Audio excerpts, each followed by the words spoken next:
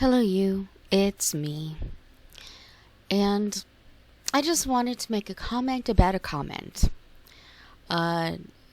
Somebody had made a comment that they would really like it if I shared some more personal stories of things that went on in my life because it made them feel less alone. It made them feel a little bit better. And I didn't understand that until just recently with Amber Reed, whatever, this girl on the screen, when her Aunt Tammy started coming out with things. And listening to Aunt Tammy talk about the family, I said, oh my God, I totally get it now. Because I have had some pretty fucked up things that happen in my family too. And it does kind of make you feel like, oh, okay, I'm not the only one who experienced this. I mean, in some cases, when you experience terrible family stuff, and then you see a movie or you see a TV show where the families always, end up happy at the end, you just go, fuck you. My family never did that. But when you hear real life people talking about stuff, you go, oh, okay. It wasn't just me. I'm not the one being punished by the universe. I'm not the only one who has bad shit happen.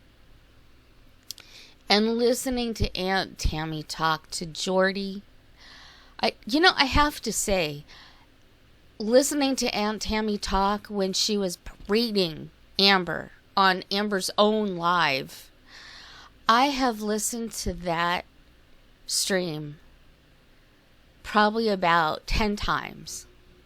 And every time I hear it, it makes me smile. It makes me feel better. It makes me feel like I can breathe again. And that sounds so fucked up. But I understand where Aunt Tammy is coming from. When you hold in all this stuff, when you are forced to be the glue, and then nobody respects you for it. Nobody cares all the hard work and effort that you did, that you put into trying to be the pillar of the family, to try to hold them together, and nobody cares. Oh, do I feel that? Okay, sorry about that. Speaking of Amber, that was an Amber Alert. And whenever I get an Amber Alert on my phone, I always read it just so that I have the information in the back of my head in case I see something suspicious so I can call the police. So I paused you there, and now I'm back.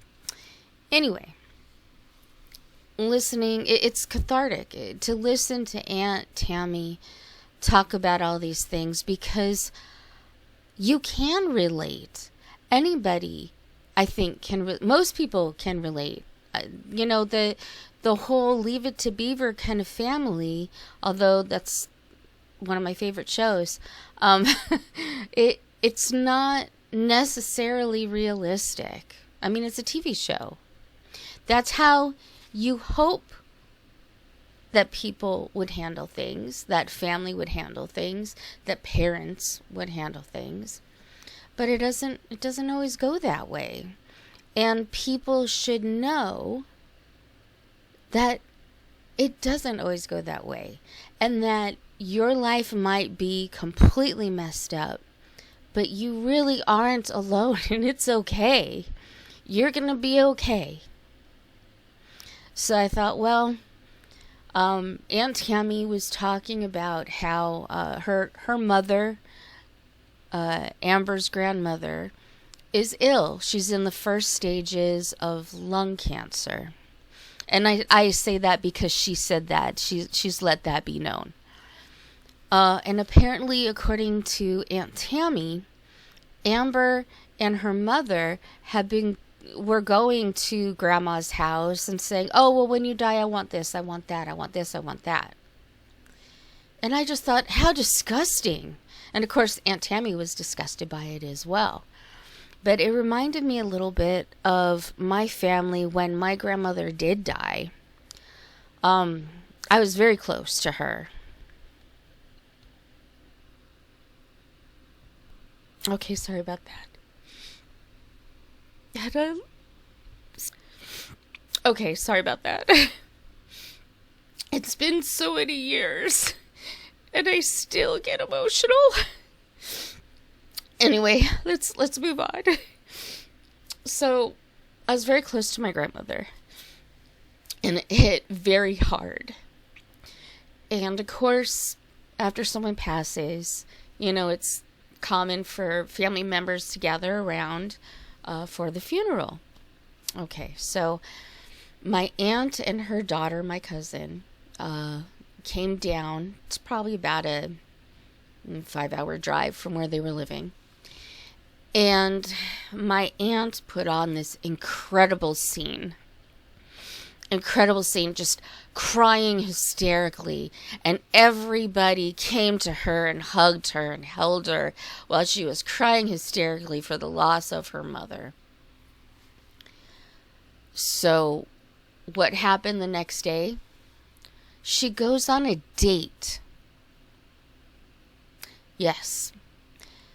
She ran into a guy I guess she knew in high school, and so they decide to go on a date.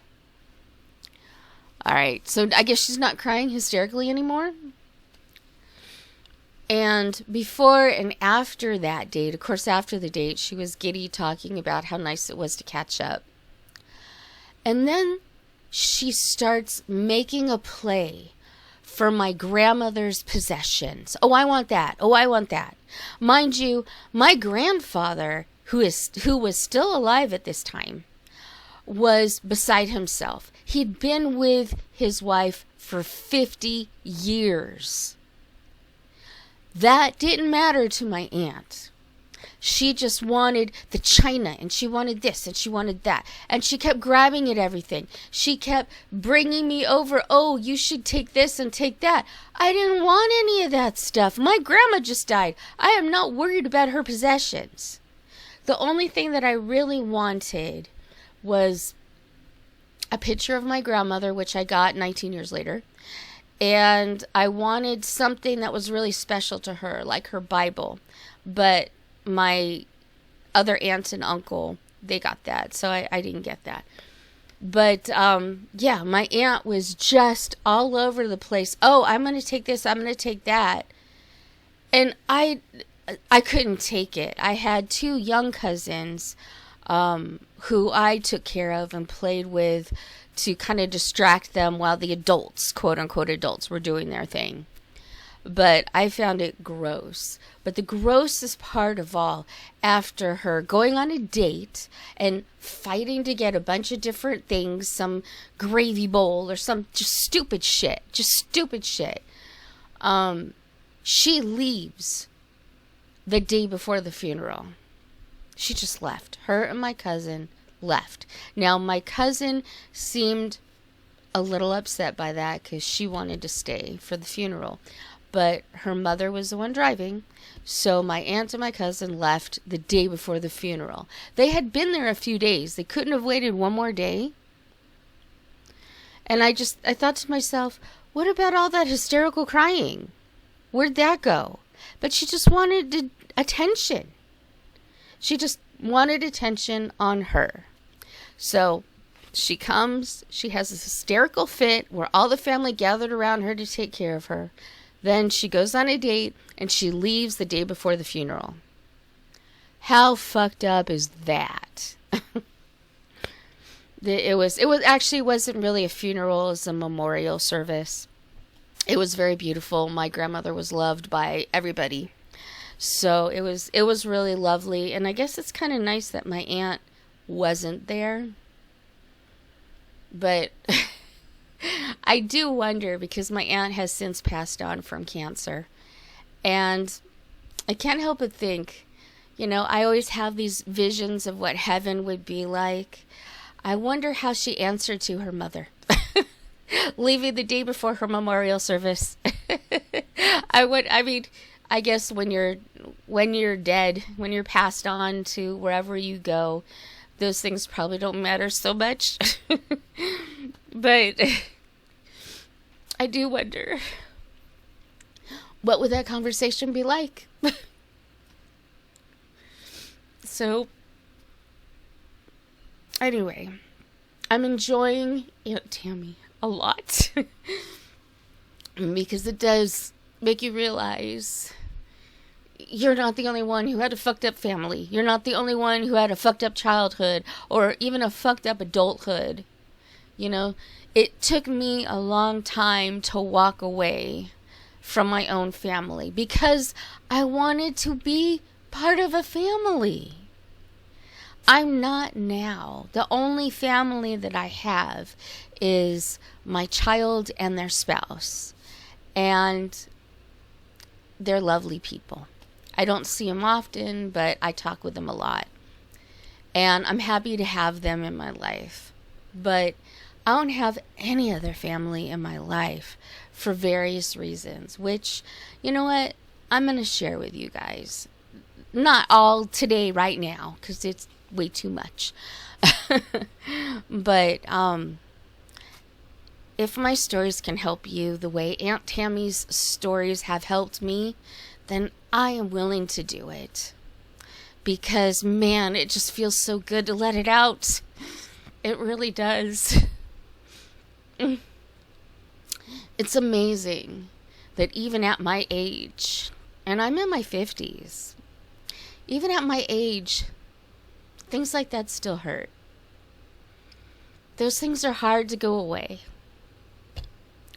But, you know, the more we talk about them and let them out, the better we do feel. It takes that weight off of ourselves. You know, we don't have such a heavy heart anymore.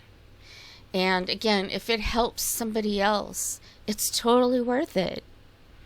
I think so much for Aunt Tammy.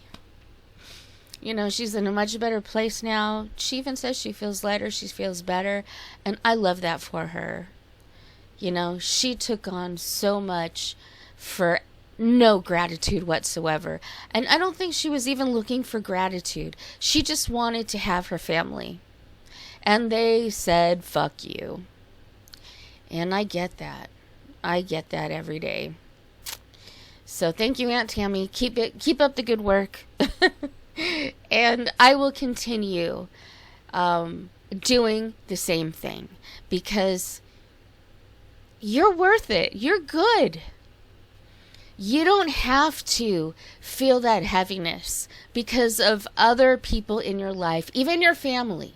Guess what? Family can be just as shitty as a stranger on the street. In fact, I have found strangers on the street far more kind to me than any of my family members, with the exception of the ones that have passed on, like my grandmother or my grandfather. They were amazing. They were my parents.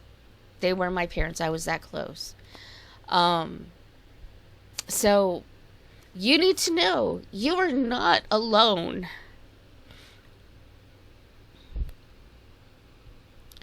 People care about you, and you matter.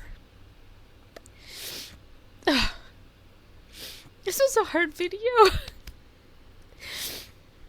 But I'm going to post it anyway. Because it's important. It's important sometimes to be real. Anyway, thank you for listening. And that's all I gotta say.